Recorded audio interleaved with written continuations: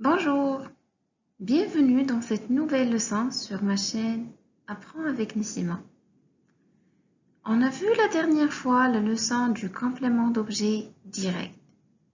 Et bien sûr, on ne peut pas parler du complément d'objet direct sans parler du complément d'objet indirect.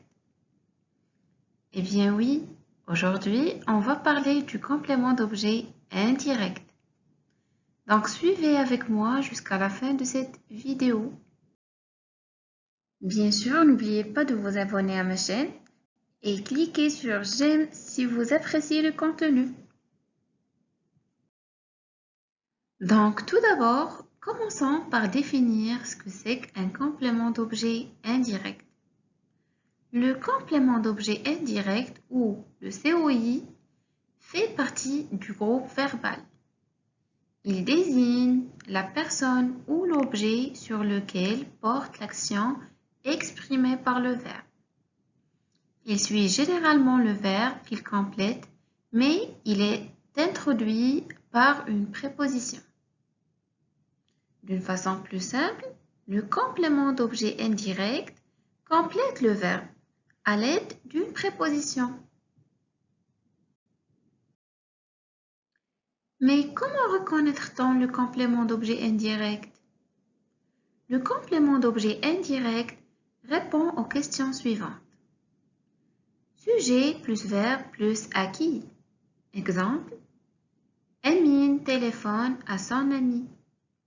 La question est la suivante. Amine téléphone à qui?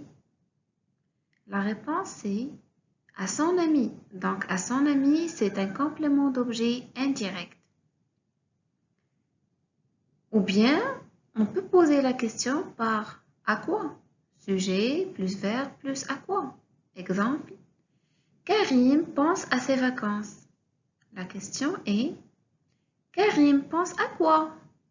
La réponse c'est à ses vacances. Donc à ses vacances, c'est le complément d'objet indirect. Aussi, on peut poser la question par de qui? Sujet plus verbe plus de qui? Exemple, Amine parle de son frère. La question est Amine parle de qui? La réponse est il parle de son frère. Donc, de son frère est le complément d'objet indirect. Et enfin, on peut poser la question par de quoi? Sujet plus verbe plus de quoi? Exemple, les jardiniers parlent de leur plantation. La question est la suivante. Les jardiniers parlent de quoi? La réponse est de leur plantation. Donc, de leur plantation, c'est le complément d'objet indirect. Remarque, d'autres questions sont possibles en fonction de la préposition utilisée. Donc, on a vu comment reconnaître un complément d'objet indirect. Mais comment se construit-il? Eh bien, on l'appelle complément d'objet indirect justement parce qu'il n'est pas relié directement au verbe, il est introduit par une préposition. Exemple de préposition à, de, pour, au, avec, ainsi de suite. Donc, le complément d'objet indirect est rattaché au verbe par la préposition. Prenons quelques exemples. Première phrase, le malade téléphone à son médecin. Le complément d'objet indirect dans cette phrase, c'est à son médecin. On remarque qu'il est rattaché au verbe téléphone par la préposition à. La deuxième phrase, nous parlerons de ce voyage plus tard. Le complément d'objet indirect dans cette phrase, c'est de ce voyage. On remarque qu'il est rattaché au verbe par la préposition de. Dernière phrase, à 9 ans, Karim croyait au Père Noël. Le complément d'objet indirect dans cette phrase, c'est au Père Noël. On remarque qu'il est rattaché au verbe croyez par une préposition au. Mais quels mots peuvent occuper la fonction du complément d'objet indirect? Eh bien, le complément d'objet indirect peut être un nom. Exemple, Sarah dit au revoir à Karim. Karim, c'est le complément d'objet indirect. Il peut être un groupe nominal. Exemple, le maître parle à un élève. À un élève, c'est le complément d'objet indirect. Il peut être un pronom. Je lui dis bonjour, donc le pronom ici c'est lui. Il peut être un verbe à l'infinitif. Il oublie de boire. Il peut être enfin une proposition. Je pense à ce qu'il m'a dit. Remarque, quand le complément d'objet indirect est un pronom personnel, il se place avant le verbe et la préposition disparaît. Comme le montre l'exemple suivant, le bébé lui ressemble. On remarque qu'il n'y a pas de préposition. Résumons donc ce qu'on a vu depuis le début. Un complément d'objet indirect complète le sens du verbe. Il est introduit par une préposition, soit à, de, avec, au, sur, ou avec x, ou d'autres prépositions. Il répond à la question à qui, à quoi, de quoi, ou d'autres questions, mais cela dépend de la préposition qui l'accompagne. Le complément d'objet indirect n'est pas relié directement au verbe. Passons maintenant aux exercices. Exercice numéro 1. Dans chaque phrase, souligne le verbe en rouge et encadre en bleu le complément d'objet indirect. Je lis les phrases. Elle pense à sa grande sœur. Les amis discutent de leur prochain voyage. Demain, je jouerai au loto. Elle a participé à la préparation de la salle. Ce garçon ne doute pas de sa réussite. Corrigeons ensemble l'exercice. Commençons par la première phrase. Elle pense à sa grande sœur. Le verbe dans cette phrase, c'est pense. Elle pense à qui? Elle pense à sa grande sœur. Donc, le complément d'objet indirect dans cette phrase, c'est à sa grande sœur. Deuxième phrase. Les amis discutent de leur prochain voyage.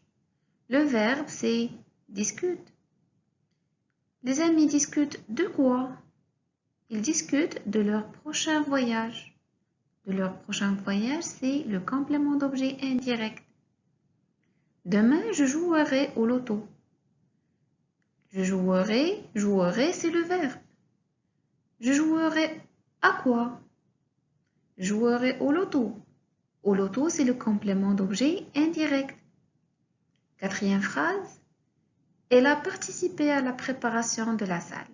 A participer, c'est le verbe. Elle a participé à quoi?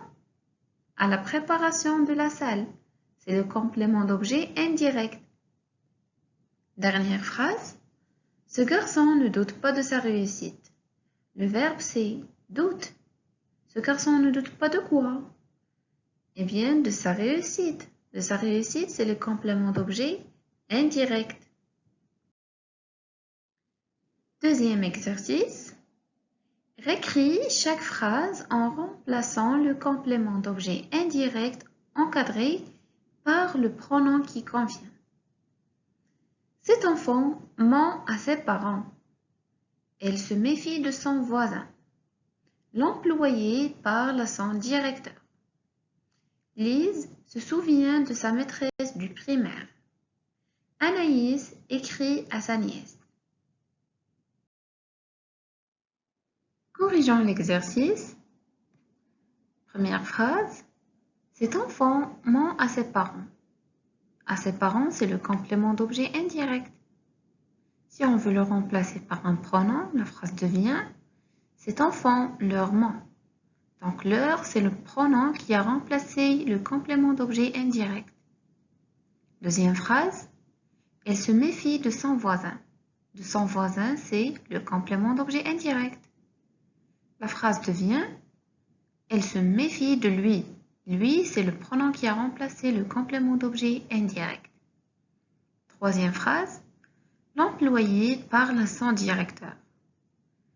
La phrase devient, l'employé lui parle. Donc, lui, c'est le pronom qui a remplacé le complément d'objet indirect. Quatrième phrase, Lise se souvient de sa maîtresse du primaire. La phrase devient, Lise se souvient d'elle. Donc, elle remplace le complément d'objet indirect de la phrase. Anaïs écrit à ses nièces. À ses nièces, le complément d'objet indirect. La phrase devient, Anaïs leur écrit. Donc, leur, c'est le pronom qui a remplacé le complément d'objet indirect à ses nièces. Dernier exercice. Complète chaque phrase avec un complément d'objet indirect. Juliette écrit. Je rêve.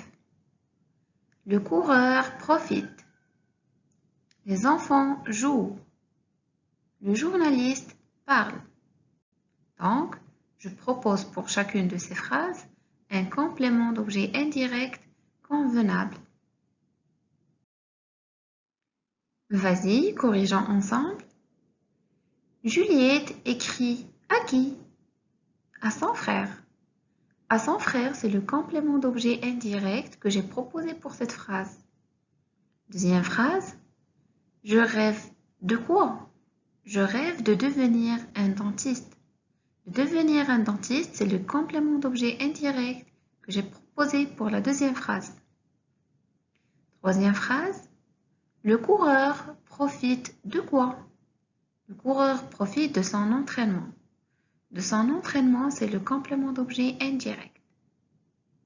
L'enfant joue. À quoi? Au vélo. Au vélo, c'est le complément d'objet indirect pour la quatrième phrase. Dernière phrase. Le journaliste parle de quoi? Le journaliste parle de son reportage. De son reportage, c'est le complément d'objet indirect. Et donc voilà, c'était notre leçon pour aujourd'hui. Merci pour votre attention et à la prochaine vidéo.